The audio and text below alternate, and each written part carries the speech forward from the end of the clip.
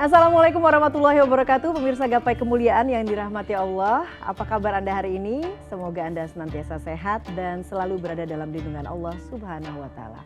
Amin ya Robbal Alamin. Alhamdulillah, senang sekali hari ini saya Faye Nizar kembali hadir menjumpai Anda dalam program kesayangan kita, Gapai Kemuliaan.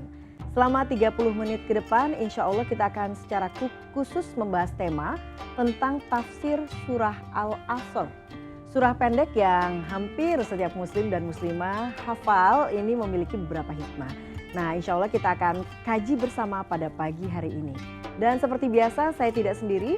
Hari ini sudah hadir bersama saya di studio ada gurunda kita semua, Kiai Haji Muhammad Faiz. Assalamualaikum Kiai. Waalaikumsalam warahmatullahi wabarakatuh. Apa kabar Kiai? Alhamdulillah baik, sehat. Alhamdulillahirabbil alamin. Hari ini kita akan mengkaji surah Al-Asr ya Kiai ya. Nah, pemirsa, bagi Anda yang memiliki pertanyaan, Anda bisa mengirimkan pertanyaan Anda baik berupa pesan teks maupun dalam bentuk video melalui nomor WhatsApp yang tertera di layar kaca Anda. Anda juga berkesempatan untuk bertanya langsung kepada Kiai melalui sambungan Zoom yang nanti secara teknis akan ditentukan oleh tim Gapai Kemuliaan. Nah Kiai, surah Al-Asr ini kan pendek dan mudah dihafal. Ya. Mungkin salah satu surah terpendek dalam Al-Quran ya Kiai. Di dalam Al-Quran. Nah, tapi di dalam ayat pertamanya disebutkan sumpah Allah terhadap asr, terhadap masa. Nah ini apa maksudnya? Mengapa kemudian Allah menyumpah masa ini Kiai? Kalau kita melihat Al-Quran, maka Allah seringkali itu bersumpah dengan menggunakan salah satu dari makhluknya. Jadi ini adalah ketentuan di dalam agama. Kalau makhluk seperti saya itu mau bersumpah, itu maka sumpah itu harus menggunakan nama Allah. Ya, saya kalau disumpah maka saya katakan demi Allah. Nah, kalau Allah di dalam Al-Quran, dia akan bersumpah menggunakan makhluk-makhluknya. Tentu makhluk-makhluk yang memiliki makna dalam kehidupan ini, makna yang luar biasa. Allah bersumpah dengan matahari, karena boleh jadi kita ini kan tidak mungkin hidup tanpa adanya matahari. Allah bersumpah dengan siang dan malam.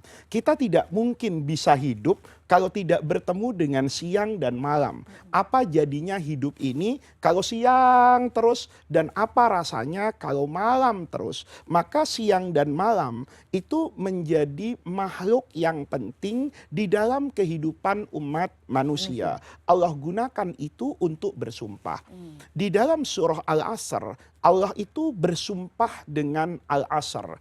Al-Asr ini maknanya di dalam bahasa Arab itu banyak. Kata dasarnya al-asru itu dalam bahasa Arab adalah menekan sesuatu agar bagian dalam dari sesuatu yang ditekan itu muncul atau tampak ke permukaan. Itu dalam bahasa Arab namanya asrun.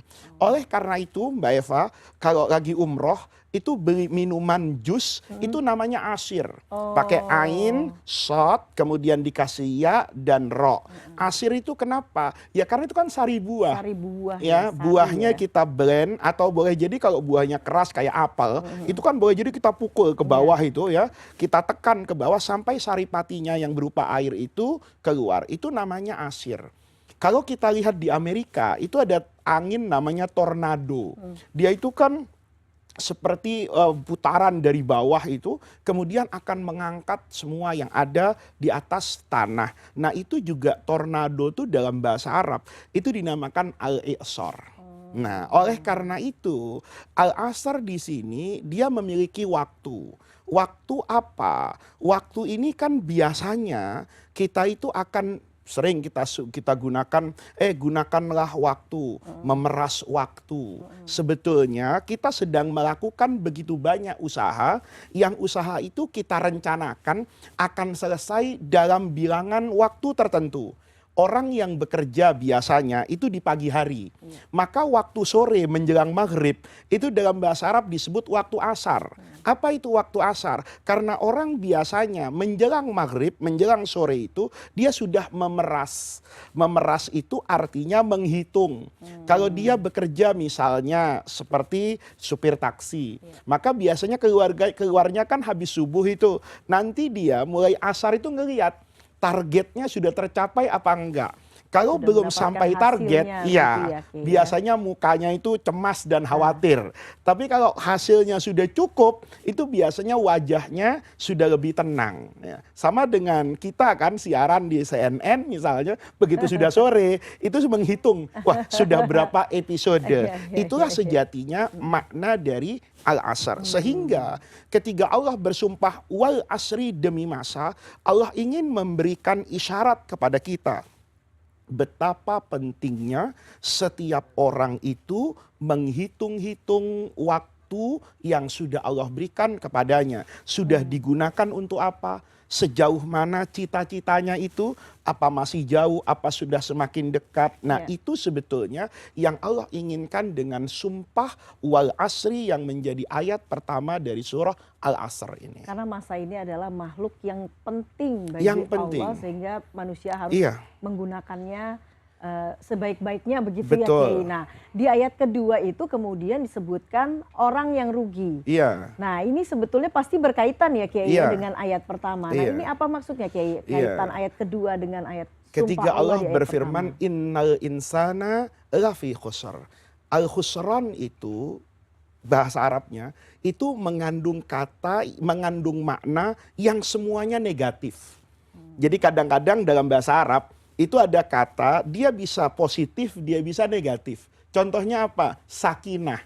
Kita kalau datang ke pernikahan orang itu kan mendoakan supaya dia dapat sakinah misalnya. Sakinah itu kan ketenangan. Tetapi sakinah itu juga bisa diartikan sikin. Sikin itu pisau. Tentu kalau yang namanya pisau itu kan lawan dari ketenangan. Iya. Kalau saya misalnya pergi membawa pisau ke studio ini, mungkin kan Mbak Eva nggak merasa tenang karena saya memegang pisau. Nah, tetapi sakinah dari sakana itu punya arti positif dan negatif. Beda dengan khosiro ini, kho, sin, dan ro, ini semua maknanya negatif.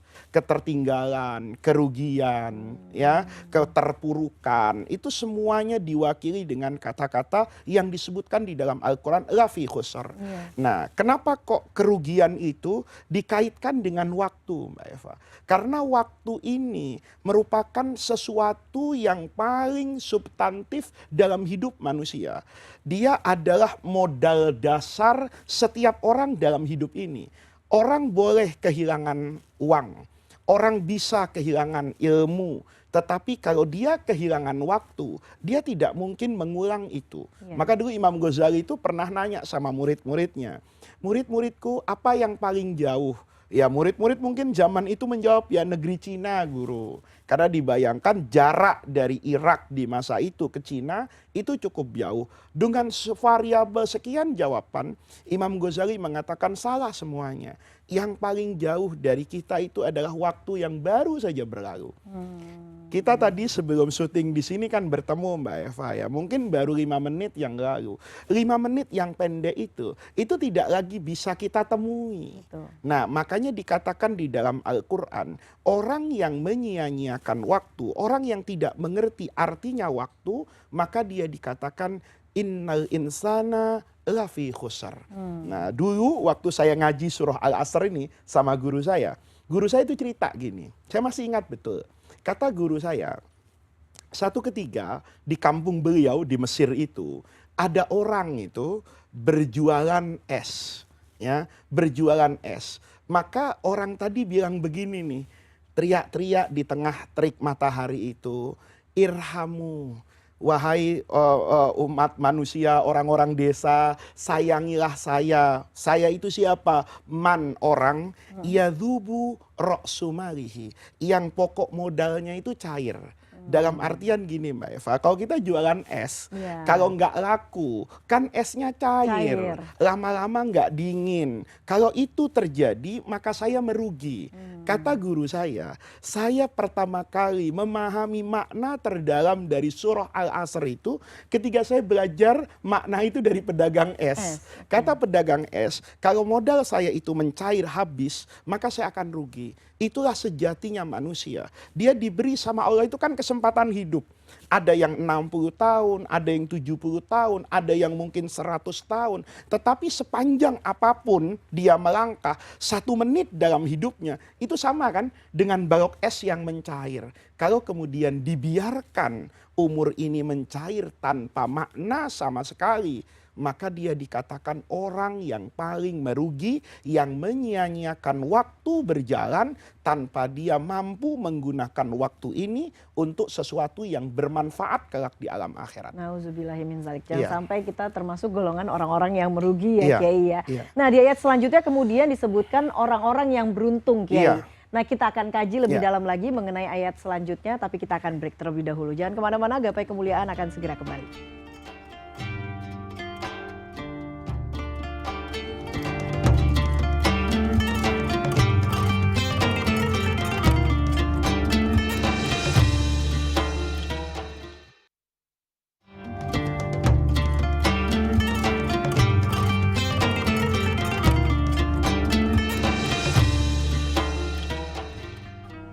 Ya, terima kasih Anda masih menyaksikan Gapai Kemuliaan dalam episode Tafsir Surah Al-Asr. Kita lanjutkan kembali pembahasan kita bersama Kiai Haji Muhammad Faiz. Nah Kiai, tadi di ayat kedua sudah dibahas bagaimana kemudian orang-orang yang merugi karena menyia-nyiakan waktu ya Kiai ya. Karena ilmu bisa dibeli, bisa dicari, uang bisa dicari, tapi kalau waktu tidak bisa diulangi kembali. Nah, selanjutnya kita akan bahas soal ayat ketiga. Nih orang-orang yang beruntung, yakni orang-orang yang beriman dan juga beramal soleh. Nah itu bagaimana penjelasannya? Itu ketika Allah berfirman illalladzina amanu wa amilus sholihat. Itu illa itu kan menjadi pengecualian. Jadi semuanya merugi kecuali. Maka dari kata-kata kecuali ini kan lawan daripada sebelumnya. Kalau yang asalnya rugi berarti kan yang ini yang untung. Siapa sih sebetulnya orang yang beruntung di dalam hidup ini? Ayat yang ketiga ini berbicara tentang 2 pokok ya modal manusia untuk meraih keuntungan kelak di alam akhiratnya dalam kehidupan yang sejati. Di sini dikatakan alladzina amanu. Ini iman. Iman ini biasanya ini urusan hati. Ya, jadi yang namanya iman itu keberadaannya itu pasti ada di dalam hati manusia. Kemudian wa amilus sholihat, dia melakukan amal soleh. Amal soleh ini memiliki aspek lahiriah, bukti dari keimanan dia. Jadi kalau dulu misalnya Imam Ghazali itu kan menggambarkan kalau iman itu ada di dalam hati seperti tempat air itu. Ya, kalau kita masukkan air ke dalam gelas, ya, maka kalau gelasnya ini bersih, maka dia nanti akan menuangkan air yang bersih. Nah, oleh karena itu, di sini dikatakan siapakah orang yang beruntung? Orang yang beruntung adalah orang yang di dalam hidupnya, di dalam masa yang Allah berikan kepada dia, umur, waktu, periode kehidupannya, itu melakukan 2 kegiatan utama. Yang pertama bersih secara hati, kemudian juga bersih secara fisik. Hati itu dibasuh dengan iman, sementara tentu nanti tangan kita, wajah kita itu dibasuh dengan air ketika kita melakukan amal soleh yang namanya wudhu. Jadi kalau Anda ingin beruntung di dunia ini, maka Anda punya 2 kewajiban. Yang pertama, bersihkanlah aspek batiniah dengan keimanan kepada Allah, ketulusan ketika bersaudara bersama manusia, di sana ada cinta tanpa kebencian, kemudian nanti kebaikan yang ada di dalam hati ini pasti kan akan dicerminkan oleh perilaku lahiriah kita yang sesuai dengan batiniah tadi itu. Nah itu bagaimana caranya Kiai supaya kita bisa masuk dalam golongan orang yang beriman dan juga beramal soleh Kiai? Iya, ya harus melakukan apa yang dikatakan di dalam agama itu usaha dan ikhtiar. Usaha dan ikhtiar adalah membangun keimanan di dalam hati. Semakin besar keimanan kita di dalam hati, semakin tulus pola interaksi kita kepada Allah yang tercermin di dalam hati ini. Kan hati itu kayak orang bercermin Mbak Eva ya. Kalau cerminannya saya bercermin depan cermin, ya yang muncul ya saya. Gitu loh. Kalau saya pakai peci, pakai jas seperti ini, maka ketika saya lihat di cermin, saya akan melihat jas dan peci saya. Tetapi kalau saya misalnya tidak pakai baju yang dianggap orang bajunya ustadz ya. Saya pakai celana jeans misalnya, pakai kaos. Walaupun itu mukanya muka Muhammad Faiz, tapi yang tercerminkan bukan Muhammad Faiz yang hari ini pakai jas dan pakai sarung misalnya. Oleh karena itu kata Ibnu Athaillah misalnya, kalau Anda ingin baik dalam hidup ini, memanfaatkan waktu tersebut, maka yang dijadikan cerminan itu kan yang baik-baik. Bagaimana kita akan mendapatkan pandangan cerminan yang baik kalau kita ketika bercermin tidak baik? Kalau saya ingin melihat muka saya yang tampan di dalam kaca, maka saya perlu membersihkan muka saya sebelum saya berkaca kan. Jangan sampai nanti muka kita ada bekas goresan hitam, misalnya di dapur kena areng, tiba-tiba tanpa kita bersihkan kita kemudian bercermin. Ya tentu yang terlihat adalah muka kita yang buruk. Oleh karena itu ada usaha di dalam batiniah kita untuk selalu ingat kepada Allah bahwa tujuan hidup kita itu adalah Allah, mencari ridho dan rahmatnya. Kalau ini yang selalu diingat, maka nanti cerminan kelakuan kita itu menjadi baik. Kalau yang dilihat di dalam hatinya itu adalah Allah yang maha memberi, maka pemberian apapun yang sampai ke tangan kita itu akan kita refleksikan dan kita ungkapkan dengan kebaikan. Misalnya kan, kalau saya sedang, ya bukan sedang ya, saya harus jatuh cinta terus sama istri saya. Ya dulu kalau istri saya masak di awal pernikahan, itu kan rasa masakannya enak semua Mbak. Kenapa? Karena wajah istri itu masih terpatri kuat di dalam dada. Tapi setelah menikah 20 tahun, itu kadang-kadang banyak protes. Ini kok nggak enak, ini kan bukan soal siapa yang memasak dan masakannya. Masakannya boleh jadi sama. Tetapi yang ada di dalam hati itu sudah tidak lagi satu. Nah, ini sebetulnya yang perlu kita sadari ketika tadi pertanyaannya bagaimana supaya hidup kita itu beruntung. Ya isi, penuhi hati kita itu dengan kecintaan kepada Allah, melihat segala sesuatu yang ada di dunia ini dengan esensi rahmat Allah yang diberikan kepada kita.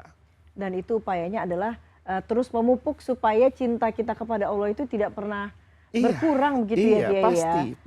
Pasti. Memupuknya dengan apa? Membaca Quran, memupuknya mengerti apa yang dibaca di dalam Al-Quran, kemudian setelah itu menumbuh kembangkan dengan mempraktekkan apa yang kita ketahui di dalam Al-Quran. Melalui sujud, melalui puasa, melalui zakat. Nah itu sebetulnya kan semuanya elemennya, sarana dan prasarana untuk kita selalu menjaga hati yang bersih. Bagaimana hati kita mau bersih ya, kalau kemudian kita melihat tetangga yang tidak berkecukupan, membutuhkan bantuan, kemudian kita tidak punya kepedulian, ya tentu kan kita tidak bisa mengatakan bahwa hati orang ini adalah hati yang bersih gitu. Jadi iman dan amal soleh itu memang artinya tidak bisa dipisahkan begitu ya, menjadi satu kesatuan tidak gitu bisa ya, dipisahkan bahwa tandanya orang beriman itu dia beramal soleh. Tanda imannya berkurang kalau amal solehnya juga berkurang. Nah di dalam ayat ketiga ini juga disebutkan kelanjutannya begitu ya, orang-orang yang beruntung iman dan beramal soleh dan juga berwasiat dalam kebaikan dan kesabaran. Nah itu maksudnya bagaimana Kiai? Bahwa orang yang beruntung itu Mbak Eva, itu adalah orang yang peduli dengan lingkungan sekitarnya. Kita ini nggak boleh punya pandangan, sudahlah saya, dia. Kalau dia sudah nggak mau baik, ya sudahlah, biar saja itu urusan dia. Oh nggak begitu dalam hidup. Kita ini umat Islam itu diajarkan oleh Rasulullah yang namanya empati dan simpati. Kita diajarkan misalnya dalam sholat. Itu selesai sholat, kita disuruh salam kan. Salam itu ekspresinya melihat ke kanan dan melihat ke kiri. Seolah-olah kita disuruh peduli sama lingkungan kan. Coba Faiz, kalau kamu sudah sholat, kamu nengok ke kanan. Mungkin ada tetanggamu yang belum sholat. Mungkin dia bukannya nggak mau sholat, tapi nggak punya baju untuk sholat. Bukannya dia nggak mau sholat, tapi dia nggak tahu cara untuk sholat. Maka agama ini dengan memberikan isyarat salam ke kanan, seolah-olah mengajarkan kepada kita, Anda tuh jangan jadi orang sholat sendirian. tapi juga peduli dengan lingkungan kanan dan kiri. Nah, itu seakan-akan sinkron dengan agama yang mengatakan bahwa di antara orang yang beruntung itu adalah orang yang saling menasehati, berwasiat dan peduli. Dulu Rasulullah Shallallahu Alaihi Wasallam di dalam hadis itu memberikan gambaran perumpamaan kehidupan manusia itu di dunia. Itu kayak orang naik kapal, Mbak Eva. Ada yang dapat di atas, ada yang dapat di bawah. Iya. Ini kan sebetulnya ya kedudukan mereka masing-masing di kapal. Saya menikmati ada di atas, yang di bawah juga menikmati. Saya punya kamar di atas, itu kamar saya. Yang ada di bawah, ya kamar dia yang ada di bawah. Tetapi kalau kemudian misalnya masing-masing dari kita melakukan hal-hal yang bisa membahayakan kebersamaan kita di dalam kapal, kemudian kita tidak ambil peduli. Misalnya nih, yang duduk di bawah itu tiba-tiba melubangi kapal. Dia misalnya haus, mau minum. Saya mau naik ke kamarnya Faiz jauh di atas. Toh di sini ada air laut. Kemudian kapal tadi dia lobangi. Kalau kemudian saya mengatakan yang di atas, ya biar aja, itu kan kursi dia. Betul kursi dia, tapi kalau dia lobangi, maka saya juga akan ikut apa ini? Tenggelam. Maka orang yang tidak punya kepedulian dengan sekelilingnya, dia bisa jadi tenggelam, Mbak Eva, bersama-sama dengan orang yang memang tenggelam. Padahal dia punya potensi untuk menyelamatkan kapal besar kehidupan umat manusia. Itulah yang kemudian diminta di dalam agama. Kalau Anda ingin menjadi orang yang beruntung, bersihkan hati Anda, amanu tadi, bersihkan lahiriah Anda, itu amilus sholihat, melakukan amal soleh. Kemudian jangan lupa bahwa untuk mendapat kebahagiaan, Anda tidak bisa berdiri sendiri, tetapi butuh lingkungan yang baik, butuh partner, butuh teman yang juga saling mengajak kepada kebaikan. Itu yang kemudian watawasau bil haqqi watawasau bis sabri. Ketika semua sudah mengeluarkan dan menularkan kebaikan, maka komunitas itu akan terjamin menjadi satu kampung, kampung yang dikatakan baldatun thayyibatun wa rabbun ghafur. Dia punya infrastruktur, punya sarana prasarana untuk menuju kepada amal soleh yang baik, tetapi pada saat yang sama dia juga saling menjaga komunitas itu karena diisi dengan orang-orang yang juga baik. Nah, jadi ternyata baik secara individu saja tidak cukup, tapi lingkungannya juga harus baik ya, Kiai ya. Baiklah, kita akan lanjutkan lagi Kiai pembahasan ini, tapi kita akan break terlebih dahulu. Jangan kemana-mana pemirsa, Gapai Kemuliaan akan segera kembali sesaat lagi.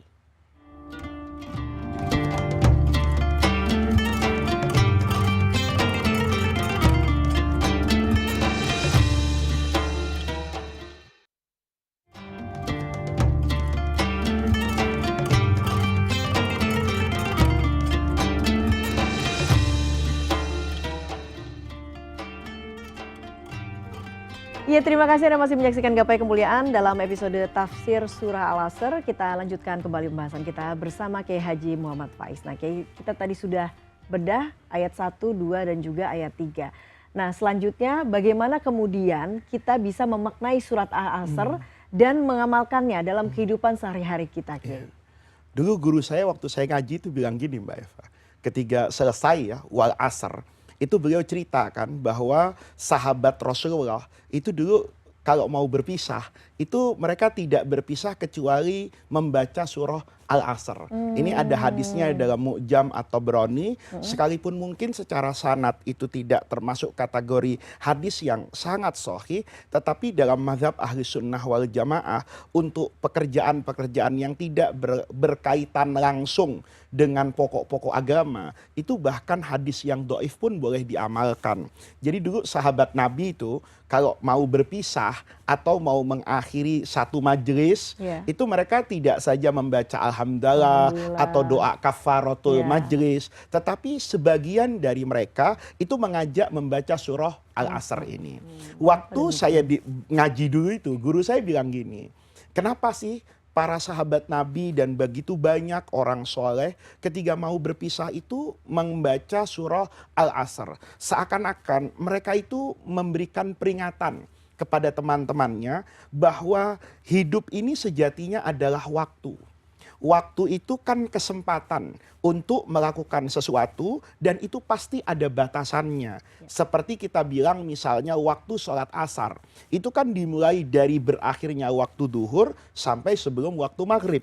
Kalau sudah datang waktu maghrib, kita sudah tidak lagi bisa mengerjakan yang namanya sholat asar. Semua orang itu ada waktunya. Maka kata guru saya, kalau kita bisa memaknai surah Al-Asr tadi, maka pesan yang inti yang ingin disampaikan itu berkata bahwa hidup ini hanya sekali.